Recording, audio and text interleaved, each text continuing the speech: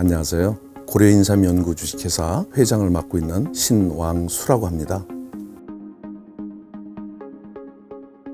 한국에서의 인삼은 약 2500년 전부터 약용으로 쓰여진 것으로 이렇게 확인되고 있습니다. 2300여 년 전에 쓰여진 황제내경이라는 고의서와 또 명의별록이라고 하는 고의서, 상한론이라고 하는 고의서를 통해서 보면 삼자라고 하는 기록을 볼 수가 있습니다. 추정하기로는 약 2500년 전부터 한국 인삼은 약용으로 전 세계에서 널리 쓰여지고 있었다, 이렇게 추정해 볼 수가 있습니다. 전 세계에는 총 7종의 인삼이 있습니다. 한국에는 고려인삼이라고 하는 작물이 있고요. 이 학명은 파낙스 진생 세이메어라고 하는 학명을 가지고 있고, 또 전 세계 시장에서는 한국인삼과 대적하고 있는 서양삼, 미국삼이라고 부르는 삼종이 있는데, 이것은 파낙스 퀸크폴륨이라고 하는 학명을 가지고 있는 종입니다. 또 중국에는 373, 전칠삼이라고 부르는 파낙스 노또진생이라고 하는 삼종이 있고요. 또 일본에는 파낙스 자포니콤이라고 하는 일본삼, 죽절삼이 있고요. 또 베트남에는 파낙스 베트나메시스라고 하는 학명을 가진 베트남삼이 있고요. 또 히말라야에는 히말라야삼이라고 하는 종이 있는데, 이것은 학명을 파낙스 슈도진생, 슈도라고 하는 말은 라틴어로 비슷하다, 유사하다라고 하는 의미를 가지고 있는 것인데, 그렇게 보면 삼은 삼이지만 삼 같지 않은 삼이다, 이렇게 볼 수가 있습니다. 미국의 위스콘신주 주변에서 파낙스 퀸크폴륨이라고 하는 서양삼, 화기삼이 주산지인데, 그 주변에서 잎이 이렇게 3개가 달린 인삼이 발견이 됐습니다. 인삼은 두릅나무과, 오가피과에 속하는 식물이기 때문에 별이 5개, 잎이 다 5잎이거든요. 그런데 잎이 3개인 인삼이 발견이 됐죠. 그래서 이것은 학명도 잎이 3개다라고 하는 의미로 파낙스 트리폴륨이라고 하는 학명을 가진 삼이 있습니다. 그래서 전 세계는 총 7종의 인삼이 있는데, 우리가 많이 인삼이라고 착각하고 있는 시베리안 진생이라든지 동양삼이라고 한다든지 이런 종들은 엄격히 따지면 삼의 종류가 아닙니다. 여기서 중요한 게 있습니다. 사람 인자가 붙여져 있는 삼은 한국의 고려인삼밖에 없습니다. 보십시오. 화기삼, 미국삼, 전칠삼, 베트남삼, 동양삼, 히말라야삼 이렇게 부르지, 서양인삼이네, 일본인삼이네 이렇게 사람자를 붙인 삼이 없습니다.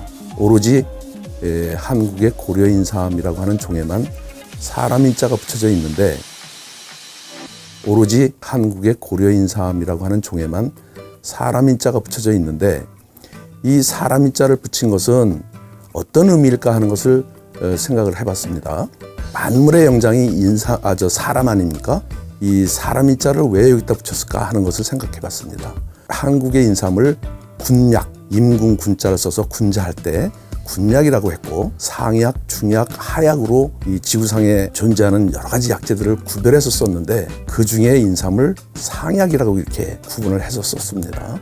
이 상약이라 하면 독성이 없고 자주 많이 먹으면 병에 걸리지 않는 약이다, 이렇게 분류하는 의미로 상약이라고 칭했고, 중약은 가벼운 병에 걸리면 먹는 약, 그 다음에 하약은 독성이 있지만 약으로서 써야만 치료를 할 수 있는 약이다, 이렇게 분류를 해서 썼는데, 그 중에 인삼을 가장 상위에 있는 우수한 상약으로 분류했다는 것을 보면 여기다가 사람 인자를 붙인 것을 이해할 수 있을 것입니다.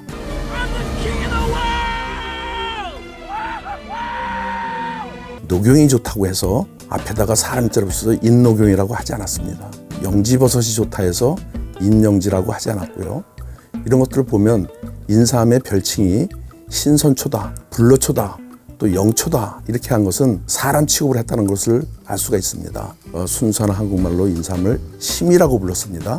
산삼 캐는 사람들을 신만이라고 부릅니다. 중국에서는 인삼을 런생 혹은 신생 이렇게 불렀습니다. 러시아 학자 메이어라고 하는 학자가 파낙스 진생 세이메이어라고 하는 학명으로 학계에 등록을 하면서 진생이라고 하는 말이 등장을 하기 시작했는데, 이 진생이란 말은 중국에서 인삼을 신생이라고 불렀던 말을 영어식으로 진생으로 개칭을 해서 등록한 것으로 이렇게 추정이 됩니다. 산삼 캐는 사람을 신만이라고 불렀고 새끼 산삼을 동자삼이라고 부르고 또 인삼 열매를 인삼딸이라고 부르는 것은 모두 인삼을 인격화, 사람화했다는 것을 볼 수가 있습니다. 그래서 인삼을 마치 만물의 영장인 사람처럼 귀한 영물로 취급했다는 것을 볼 수 있습니다.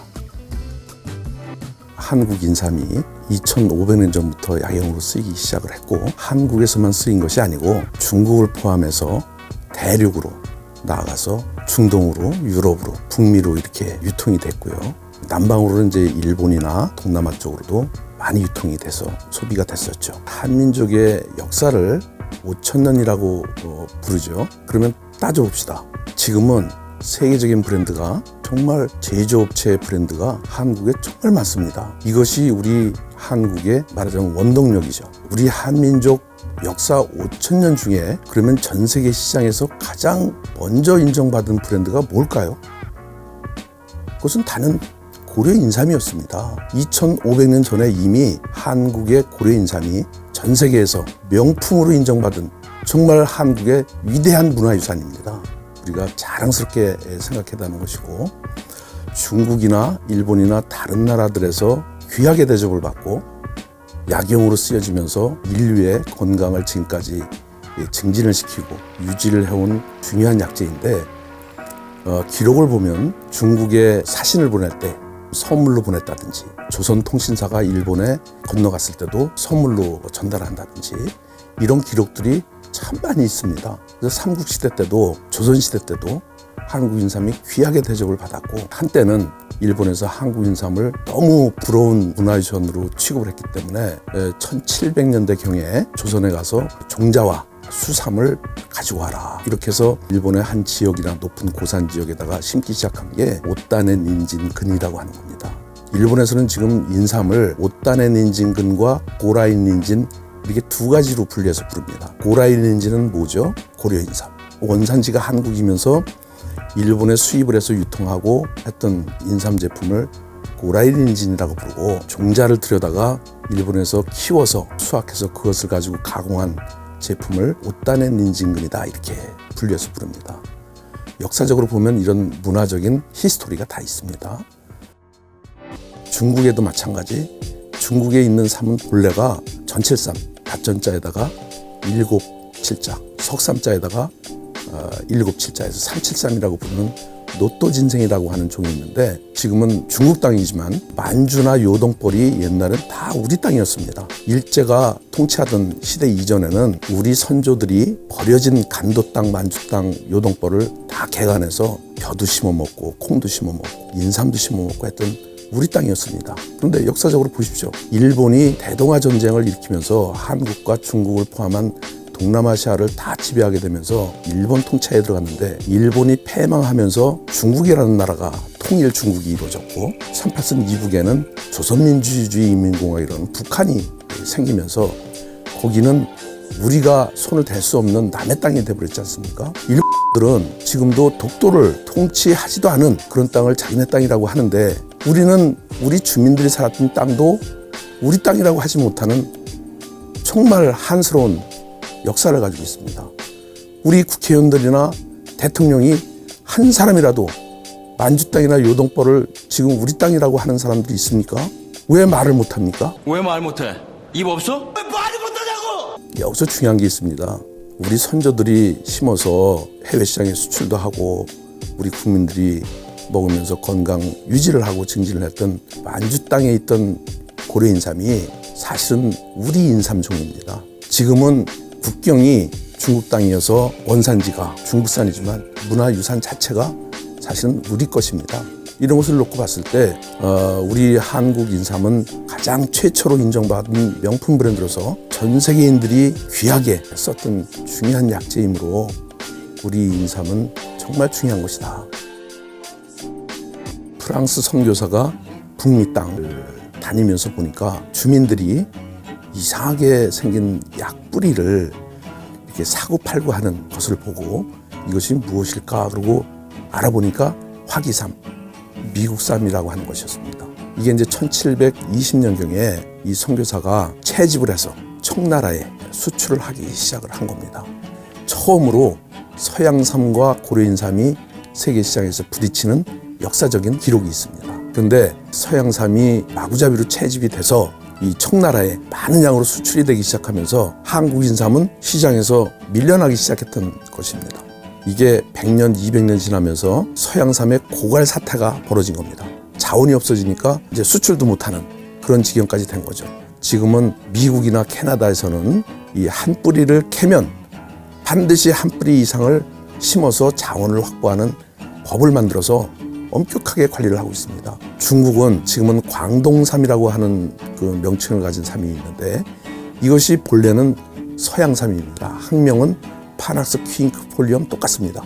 1972년도에 서양삼 종자를 중국의 광동성에 들여다가 심어서 가공을 해서 홍콩과 전 세계 시장과 중국 본토 시장에 깔기 시작한 것이 오늘날 서양삼 제품이 중국 시장을 다 지배하고 있는 역사적인 사실이 된 것입니다.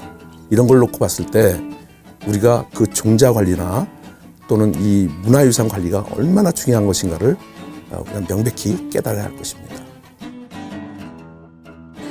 중국은 한나라, 초나라, 당나라, 명나라, 청나라 이 나라들을 통해서 한국인삼이 폭넓게 들어가서 유통이 되고 소비가 된 것을 기록을 통해서 볼 수가 있고요. 선물로 고위 인사들의 건강 약재로서 이렇게 쓰여졌고 일본도 오래전부터 삼국시대 때 보면 한국 인삼이 귀하게 선물로 주고받고 심지어는 하나의 화폐로 통용이 될 정도로 귀하게 쓰여졌던 역사 기록을 볼 수가 있고요. 한국의 밀사들을 보내서 한국 인삼의 종자와 수삼을 몰래 들여다가 일본에 심기 시작을 해서 그것이 오타네 닌진근의 명칭이 된 기원을 말씀드렸는데 그 정도로 정말 귀하게 쓰여졌던 약재죠. 근대에 들어와서는 조선시대 때 왕실에서 소금과 담배와 인삼을 왕실 종친부에서 관리를 한 기록을 볼 수가 있고요. 대한제국에서는 탁지부에서 인삼과 소금 등을 전매를 한 기록이 있고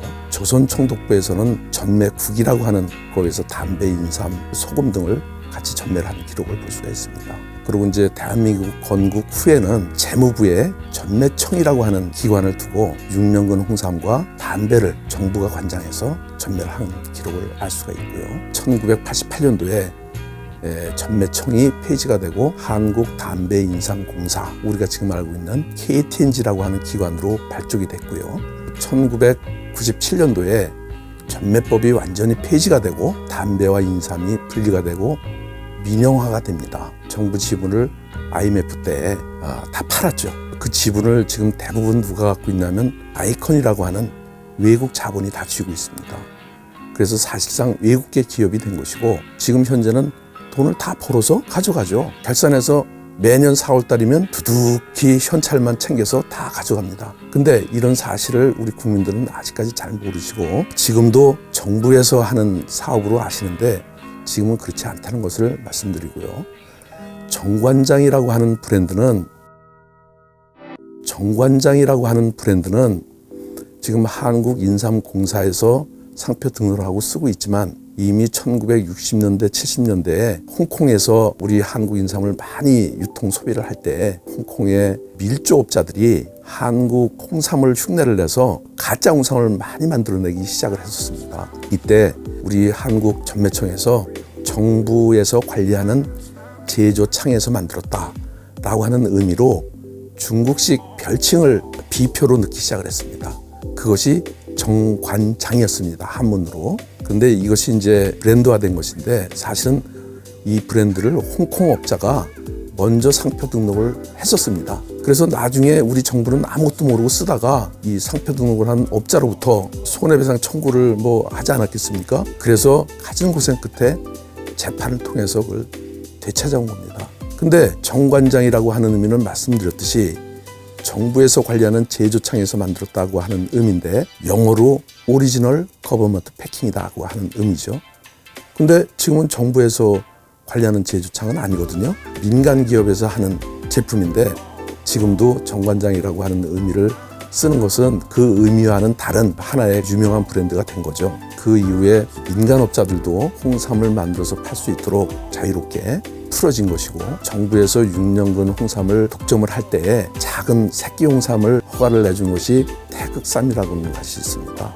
이 태극삼은 물로 한번 블렌칭을 한 후에 말린 것을 태극삼이라 하는데, 이것은 주로 4년근 가지고 만들어서 중국 시장이나 대만 시장, 싱가포르 시장, 화교도를 중심으로 해서 돼지고기 요리나 닭고기 요리나 소고기를 조리를 할 때 슬라이스를 해서 넣어 먹거나 차로 끓여서 먹던 그런 쌈인데, 아시다시피 홍삼은 증기로 한번 쪄서 말린 것을 홍삼이라고 합니다.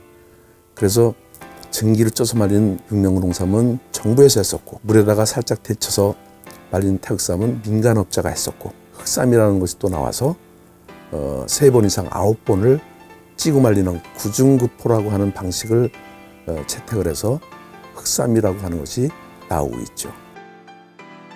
여러분들 동의보감은 많이 아시죠? 이 의서를 보면 한국 인삼은 맛이 약간 달고 쓰며 정신을 안정시키고 또 기를 보호하고 폐기능을 좋게 하고 원기회복을 시키는 중요한 약재로, 군약으로 상약으로 분류를 해서 해놓으신 걸 볼 수 있습니다. 요약하면 인삼은 보기제다. 기를 보호하는 약재다. 이 기는 현대의학적으로 얘기를 하면 에너지, 힘을 의미하죠. 인삼을 먹으면 힘이 난다. 피로 회복이 된다. 지쳤던 몸이 환하게 피어난다. 그런데 이제 현대에 들어서는 한국의 식약처에서 일반 식품과 건강기능식품 그리고 약사법으로 의약품을 관장을 하고 있는데, 식약처에서는 인삼을 피로 회복과 혈행 개선과 기억력 개선과 항산화와 여성 갱년기까지 총 6가지의 기능성을 고시를 했고, 그것을 이제 우리 국민들이나 전 세계 사람들이 우리 정부에서 인증한 기능성을 믿고 사서 먹고 있는 것이죠. 특히 인삼에는 사포닌이라고 하는 성분이 이제 주요 성분이고, 항산화 성분이라든지 미량 성분들이 대단히 많습니다. 우리 식약처에서는 인정을 안 하고 있지만 저메늄, 독일식 발음을 하면 게르마늄이라고 하는 성분도 한국산 인삼이나 영지버섯이나 마늘에는 아주 최고로 많은 것으로 알려져 있습니다. 이런 성분들이 다 우리 건강을 대단히 증진시키는 주요 성분들이다, 이렇게 말씀드릴 수 있고요. 인삼의 주요 기능 성분은 사포닌이라고 말씀드렸죠. 사포닌은 자연계에 많습니다. 대추에도 많고 감자에도 많고 감초에도 많고, 흔들거나 끓였을 때 거품이 나는 것, 이것은 다 사포닌의 종류입니다. 콩에도 두부를 만들 때 거품이 많이 나잖아요. 이것도 사포닌의 한 종류이고요. 그러면 이 사포닌이라고 하는 말은 어원이 어떻게 됐을까 하는 게 아마 궁금하실 텐데, 사포닌이라고 하는 말은 그리스어 사포나라고 하는 말에서 나왔다고 이렇게 알려져 있습니다. 우리가 비누를 소프라고 하죠. 이것도 어원이 사포나라고 하는 그리스어에서 시작이 된 것으로 이렇게 알려져 있고요. 인삼 사포닌은 스테로이드계의 사포닌인데 트리토페노이드계의 단말한계 사포닌이라고 분류를 하고 있습니다. 아까 말씀드린 대추나 감초나 콩이나 오가피나 이런 식물에 포함되어 있는 사포닌은 사포닌의 종류가 다릅니다. 트리토페노이드계의 단말한계 사포닌이 인삼 사포닌인데, 이 인삼 사포닌은 3가지로 나누게 됩니다. 프로토파낙사 다이올계 사포닌이라고 하고 트라이올계 사포닌이라고 하고 올레아난계 사포닌, 이렇게 3가지로 분류를 하고 있는데, 이 다이올계 사포닌은 다 내려줍니다. 혈압도 내려주고 진정도 시켜주고 이런 작용을 하고요. 트라이올계 사포닌은 다 올려줍니다. 중추신경 흥분을 시켜줌으로써 피로회복을 시켜주고 혈압도 올려주기도 하고 이런 작용들을 하는 거죠. 그래서 인삼을 만병통치약이다 이렇게 옛날부터 불렀는데, 대부분의 사람들은 세상에 만병통치약이 어딨어? 이렇게 이야기를 하지만 성분을 보면 레이쇼가 어떻게 돼 있길래 만병통치약인지가 알 수가 있는 것입니다. 다이올계 사포닌은 내려주고 트라이올계 사포닌은 올려주고, 그러니까 혈압을 낮은 사람은 올려줘야 되고 높은 사람은 내려줘야 되잖아요. 한국 인삼은 먹으면 열이 나고 코피가 나고 머리가 아프고 이런 부작용이 있다고 모략이 있는데, 이게 무슨 소리야? 이것은 다 잘못된 왜곡된 진실이다 하는 말씀을 분명히 드리고요. 결코 용서할 수가 없는 일이야. 이 혈압이 높은 사람이 인삼을 매일 복용을 하면 혈압이 떨어진다고 하는 논문이 수십 편이 이미 나와 있습니다. 그래서 혈압 높은 분들은 반드시 인삼을 먹어야 된다. 학생들은 학생들대로 또 어른들은 어른들대로 정말 힘들고 고단한 사회생활을 하고 있습니다. 청소년들은 발육 장애와 학습 능력 개선이나 이런 측면에서 관심이 많을 테고요. 성인들은 성인병과 대사증후군에 대한 의식을 많이 하시고, 그러면 성인병이라는 게 무엇일까? 성인병이란 한마디로 이야기하면 습관병입니다. 또 한편 문화병이라고도 합니다. 근데 이 성인병의 대부분이 혈행하고 관련이 있는 것들입니다. 자동화에 따른 기능 쇠퇴, 해로운 그 성분들의 과다 섭취, 자연적인 노화 현상, 여러 가지 원인들이 있죠. 나쁜 습관들, 나쁜 음식 이런 것들을 피해서 주기적인 운동과 건강에 좋은 프로그램들을 잘 우리가 적용해서 사는 것이 중요하다. 또 한 가지 생각해 볼 것은 다당체가 많은 음식을 또 건강기능식품을 평소에 많이 먹는 것이 중요합니다. 성인병의 대부분의 원인이 혈액에 있다고 말씀드렸는데 우리 심장에 대해서 좀 잠깐 알아볼까요? 약 60kg 정도의 성인은 혈액을 약 4.8에서 5리터 정도를 가지고 있습니다. 그런데 이 우리 심장은 하루에 약 200g, 6,000리터의 혈액을 펌핑을 합니다. 쉼없이 일을 하죠. 심장이 쉬면 우리는 어떻게 되겠죠? 심장에서 혈액을 분사를 해서 저 발끝까지, 머리 끝까지, 손끝까지 한 바퀴를 돌아서 다시 심장으로 돌아오기까지는 46초에서 1분 정도가 걸린다고 합니다. 이 혈액순환이 얼마나 중요하냐 하면 자연노화 현상이 벌어지기 시작하면 손발이 차가워지기 시작을 합니다.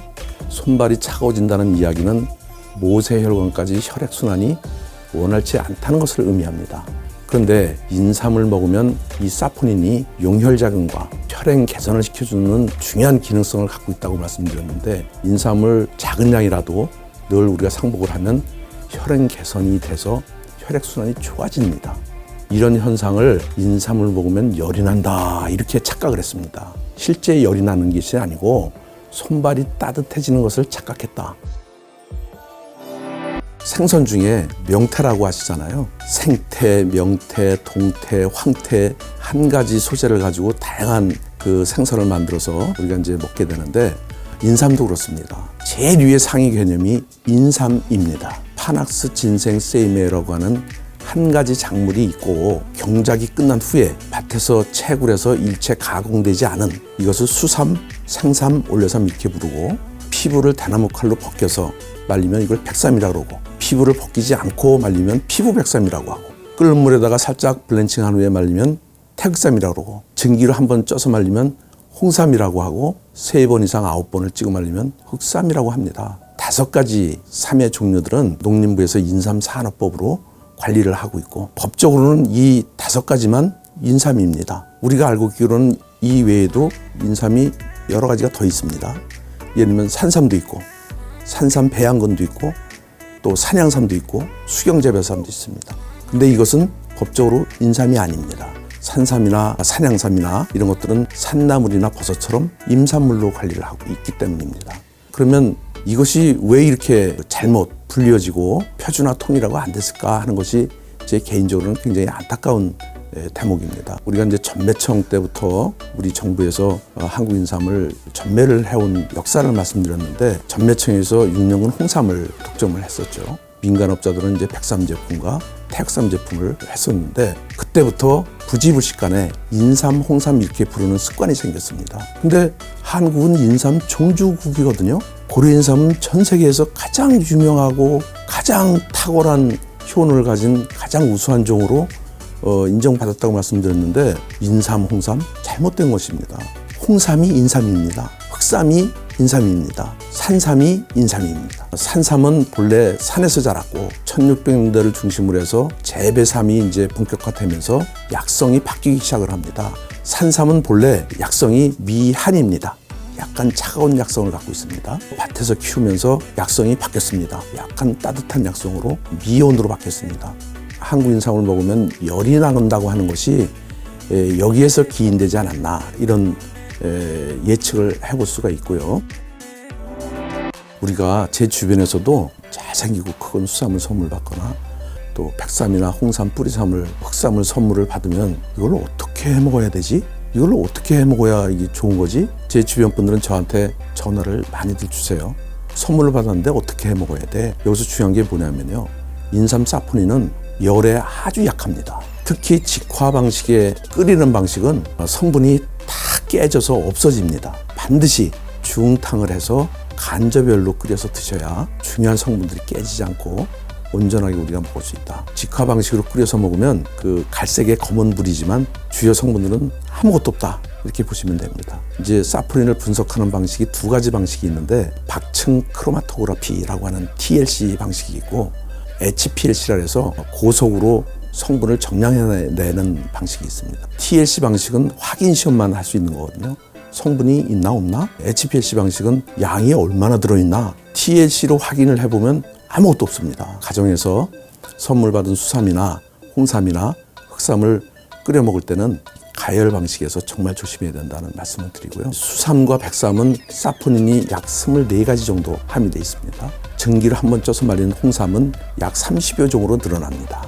3번 이상 9번을 찍어 말리고 하는 흑삼은 약 40여 종으로 늘어납니다. 사포닌이 없었던 게 새롭게 생기는 것이 아니고 본래 있었던 24종의 사포닌과 30여 종의 사포닌이 가열 분해되면서 새롭게 생성되는 사포닌들입니다. 사포닌 종류가 많아진다는 것은 기능성이 다양해진다는 것을 의미합니다. 온도가 과도하게 너무 높다든지 시간이 과도하게 길어진다든지 하면 사포닌이 나중에는 다 소멸되어집니다. 인삼 제품 가공의 중요한 핵심 포인트가 여기에 있습니다. 원하는 사포닌을 대량으로 유도해내는 기술과 또 pH를 낮춰서 필요로 하는 사포닌을 대량으로 유도해내는 기술과 발효를 통해서 생물학적으로 우리가 원하는 사포닌을 대량으로 유도해내는 기술이 인삼 제품 가공에서 중요한 기술로 지금 쓰여지고 있는 것이죠. 홍삼은 어디에 좋고 흑삼은 어디에 좋을까 하는 게 아마 좀 궁금하실 거예요. 홍삼은 진세노사이드 RG3를 대표 물질로 홍보를 하고 있습니다. 또 아레치온, RH2 이런 성분들을 홍보를 하고 있고 제 개인적인 생각으로는 혈류 개선과 심장 기능 개선에 좋을 것으로 이렇게 확신을 하고요. 흑삼은 항암, 항당뇨. 제가 석사학위 논문과 박사학위 논문을 쓸 때 실험을 한 결과를 보면 RG5 알케온이라고 하는 성분이 대단히 많이 나오는 온도 시간대가 있습니다. 그것을 과학적으로 검토해서 제조를 하게 되면 RG5와 알케온이 대량으로 유도가 됩니다. 이것은 어디로 들어가냐면 다 뇌로 들어갑니다. 그래서 기억력, 학습 능력, 운동 능력, 알츠하이머, 치매 여기에 유효한 성분으로 논문에서 발표를 했고요. 항당뇨 실험에서도 대단히 유의한 결과를 얻을 수 있어서 종합적으로 보면 뇌 기능의 개선에 대단히 좋고 또 항암과 항당뇨에 좋은 획기적인 흑삼을 저는 자랑스럽게 생각을 합니다. 2000년도, 2001년도에 충남 금산을 중심으로 해서 가마솥에다가 9번을 찌고 말리고를 반복해서 흑삼을 만들었다 하는 정보가 이제 나오기 시작을 했고 그 이후로부터 2000년대 중간쯤에 금산의 많은 업체들이 흑삼을 밀조해서 팔기를 시작을 했습니다. 그게 이제 한때는 많은 양으로 팔리기 시작을 해서 흑삼의 불법성을 가지고 제동을 걸기 위해서 많은 방어 전략들을 썼었죠. 근데 이때쯤 KBS의 이후락 PD가 흑삼에 대한 위해성을 발표한 적이 있었습니다. 그래서 많이 밀조해서 팔리던 흑삼이 방송을 계기로 해서 그런 위기를 맞게 됩니다. 근데 제가 이제 그때 고려대학교에서 석사 과정을 늦게 이제 공부를 할 때 위해성이 있다면 어떤 위해성이 있는 것인지 우리가 유익하게 쓸 수 있다면 어떻게 하면 유익하게 쓸 수 있을 것인가를 이제 연구를 시작해서 진세노사이드 RG5 알케온이라고 하는 지표 물질까지를 분리를 해서 그 물질이 어떤 기능성을 갖고 있는지 당뇨에는 어떤 효과가 있는지 뇌 기능과 기억력과 학습 능력, 알츠하이머, 치매 이런 데는 어떤 기능성이 있는지를 이제 제가 논문을 연구를 해서 발표를 한 것이고요. 충남 금산에서 밀조돼서 팔기 시작한 것은 엄격히 말씀드리면 인삼산업법 위반이었습니다. 왜 그런가 하면 인삼산업법에 흑삼이 없었기 때문이죠. 그래서 제가 2012년도에 인삼산업법에 흑삼을 입법을 시켰고 그것을 근거로 해서 식약처에서 흑삼 건강기능식품 품목허가 1호를 받아서 수출을 하기 시작을 했던 것입니다. 그런데 불법적으로 밀조를 해서 팔 때 당시에 위해성을 주장할 때 키가 무엇이었냐면 벤조파이렌이었습니다. 고기를 직화 방식으로 숯불 구이를 해 먹을 때 탄 부분에서 흔히 얘기하는 벤조피렌, 이제 벤조파이렌이 발생되는 것을 위해성으로 제시를 했는데 그러면 9번을 찌고 말리는 과정 중에서 벤조피렌이 반드시 필연적으로 발생되는 것일까? 그것을 제가 이제 또 연구를 한 거죠.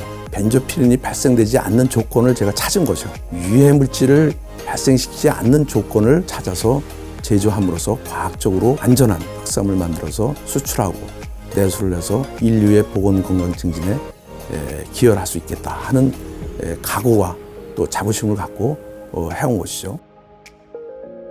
이 유해성은 지금도 이어지고 있습니다. 그렇지만 이것을 과학적으로 벤조피렌이 발생되지 않는 조건을 잘 알아서 하는 기업이 있는가 하면 벤조피렌이 무엇인지 모르고 어떤 조건에서 생기는지를 잘 모르고 만든다면 위해성이 함유된 흑삼을 만들 수밖에 없는 것이겠죠. 그래서 이런 문제에 대한 과학적인 근거와 제시와 규제법이 만들어져서 안전한 흑삼이 만들어져서 유통 소비가 될 수 있도록 앞으로 좀 보완이 돼서 해야 될 것으로 믿고요. 우리가 약을 먹을 때 복용한다라고 하는 의미를 쓰죠. 복용한다라고 하는 의미가 어디서 기원이 됐을까? 의복복자거든요. 옷 속에다 넣고 다니면서 먹는다 라고 하는 의미를 담고 있는 것인데 한국 인삼, 한국 홍삼을 중국에다가 일본에다가 이렇게 수출하면 이 사람들이 주머니에 넣고 다니면서도 먹고 이렇게 옷춤에다가 넣고 다니면서 먹고 바지춤에다가 묶고 다니면서도 이렇게 빨아먹고 또 집어넣고 이런 습관들이 있다 그래서 아주 귀하게 그렇게 수시로 빨아먹고 다닌다고 하면서 복용하다라고 하는 의미가 생긴 것인데 지금도 우리가 복용법, 복용하세요 이렇게 이야기하는 것은 옷 속에 가지고 다니면서 먹는다라고 하는 의미를 가지고 있는 것으로 제가 알고 있습니다. 우리 한국인삼 산업은 대한민국 건국 이후에 전매청에서 또 KTNG 한국담배인삼공사로 또 지금은 이제 한국인삼공사로 변천해 오면서 한국인삼 산업을 한국인삼공사 정관장이라고 하는 브랜드를 가진 이 회사가 주도를 해온 것이 사실입니다. 근데 여기는 이제 마케팅 포인트가 6년근 홍삼 한 가지죠. 그리고 이제 농협 한삼인을 중앙회를 이제 한삼인이라고 하는 브랜드를 쓰고 있고 또 지방 12개 단위 협동조합 중에 7, 8개가 또 별도의 법인으로 제조창을 운영하면서 별도의 또 브랜드를 가지고 사업을 하고 있고요. 또 식품 대기업, 또 제약 대기업들이 이 6년 홍삼을 다 따라하기를 지금 하고 있습니다. 그런데 한국 인삼 산업은 6년근 홍삼 마케팅 한 가지뿐입니다. 전 세계에는 인삼 생산국이면서 소비국인 나라가 4나라가 있습니다. 한국과 중국과 미국과 캐나다입니다. 1995년도까지는 한국이 1위였습니다. 시장 점유율 36% 이상을 한국이 점유함으로써 정말 그 위상이 대단했습니다. 근데 96년부터 한국 인삼 수출이 감소하기 시작을 했고 2002년도에는 비로소 5,500만 불까지 3분의 1 토막이 나는 비참한 현실을 맞게 됩니다. 그 이후에 이제 우리 정부와 업자들이 연합해서 노력을 해가면서 최근에는 1억 약 7, 8천만 불까지 올렸지만 사실은 26년 전 거기에 멈춰 있다. 그러면 보십시오. 산업 규모가 얼마나 커졌습니까? 그렇게 비교해 본다면 한국인삼 산업은 완전히 쪼그라들었다. 이렇게 판단해 볼 수밖에 없습니다. 그러면 이 원인이 어디에 있을까? 서양삼 업자들이 홍콩의 업자들과 결탁해서 한국인삼을 먹으면 열이 난다, 코피가 난다, 또 혈압 높은 사람은 먹으면 안 된다. 이런 왜곡된 낭설을 퍼트림으로써 결정적인 역할을 한 것이고요. 또 우리 내부적으로는 어느 나라에도 없는 연금 제도를 가지고 6년근 홍삼이 가장 좋다고 이렇게 마케팅을 하면서 대표 기업인 한국인삼공사 정관장의 손을 들어준 이것이 두 번째 원인이라고 보고요. 세 번째로는 전근대적인 품질 관리 등급과 거래 단위 이런 것들이 전 세계의 트렌드나 소비자들의 트렌드를 따라가지 못하고 있었다. 한 근, 한 돈, 한 차 전근대적인 단위를 쓰고 있습니다. CGS 단위로 바꾸는 것이 중요하다고 생각이 들고요. 어느 나라에도 6년근이냐 5년근이냐 4년근이나 하는 연근 제도를 가지고 인삼 산업을 관리하지 않습니다. 한국만 유독 그렇습니다. 6년근 홍삼을 마케팅으로 하는 이 기업들은 이것 때문에 우리 한국 인삼 산업이 이남하고 있다 이렇게 생각하지만 저 개인적으로는 반대입니다. 그것 때문에 안 되고 있습니다. 6년근 홍삼 마케팅으로 사업을 하다 보니까 농민들은 자기가 원해서 6년근 농사를 짓는 게 아닙니다. 말하자면 주문자가 6년근 농사를 져주면 돈도 빌려주고 다 사주겠다 하는 조건으로 농사를 짓는 겁니다. 지금이 그런 현실입니다. 6년근 농사를 지게 되면 어떤 현상이 벌어지냐면 4년근에서 5년근 넘어갈 때 농약을 많이 줘야 돼요. 왜 그런가 하면 병충해가 심해져요. 또 5년에서 6년 넘어갈 때 병충해가 심해져요. 왜 그런가 하면 사람도 살이 찌면 질병에 연약해지잖아요. 똑같습니다. 식물도. 산삼은 100년이 돼도 손가락처럼 가늘잖아요. 근데 재배삼은 과잉 영양을 공급받기 때문에 탄수화물 함량이 높습니다. 그래서 몸통이 굵어집니다. 몸통이 굵어진 것을 1등품으로 치니까 이 농민들은 과영양을 시켜서라도 살을 찌우려고 합니다. 그러면 이렇게 해가림이 있으면 해가림의 앞쪽에서는 크고 해가림의 뒤쪽 거는 작습니다. 어떤 현상이 벌어지냐면 4년근, 5년근도 해가림 앞쪽에 있어서 좀 굵은 것은 6년근으로 둔갑될 염려가 많습니다. 작은 거는 나는 6살인데 너는 작으니까 4살이잖아. 아니야, 나는 작아도 6살이야. 이렇게도 믿어주질 않는 겁니다. 그러니까 인삼을 중량과 크기 순으로 품질 관리를 한다는 것은 정말 전근대적인 품질 관리 등급이다. 이런 것들을 현대 와서는 다 지금 실정에 맞게 바꿔야 된다는 것이 제 의견이고요. 6년근 홍삼이 왜 비싸다고 생각하십니까? 2년 농사 더 졌잖아요. 그래서 비싼 걸로 알지만 사실은 4년까지는 농약을 많이 안 줘도 농사를 져요. 병충해가 많이 심하지 않아요. 비대해지면서 병충해가 많이 찾아오면서 농약을 많이 주게 됩니다. 많게는 20% 전후 그 결주율이 그렇게 생기는 거예요. 썩어서 자빠지는 게. 4년에서 5년 넘어갈 때, 5년에서 6년 넘어갈 때 20%씩이면 약 40%의 결주율이 생기는 겁니다.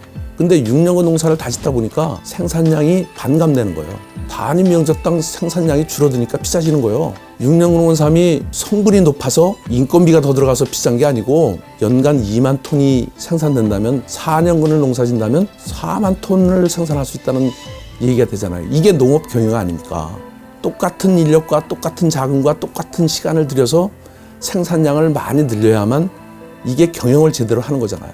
근데 우리는 농업 경영을 거꾸로 하고 있습니다. 인삼 경영을. 이런 측면에서 보면 인삼 산업이 원료삼 생산부터 저는 잘못되어 있다고 이렇게 생각을 하는데 이런 문제들이 좀 빨리 해소가 돼서 한국 인삼 산업의 현주소를 빨리 좀 찾았으면 좋겠다 이런 생각이 들고